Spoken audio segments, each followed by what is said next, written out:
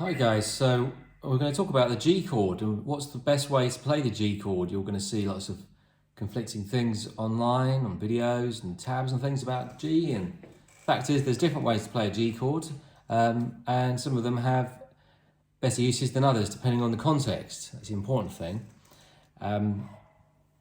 You can go from the easy G, which is with one finger on the E string, and play the bottom four strings. We can have the G with your third finger sitting on that E string, the second finger on the E string on the top, and the first finger on the A string.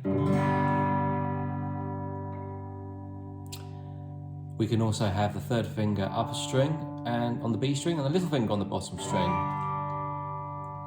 We've also got this G chord. We're using the third and little finger for those outer strings. Here's a little rundown on best uses for those chords. This last one we looked at is good to change to a C because it's got a similar shape with fingers 2 and 3. So you might find that's a good way to change from a G to C on some songs. This G is a nicer one to change things like E minor because you can leave your first finger on.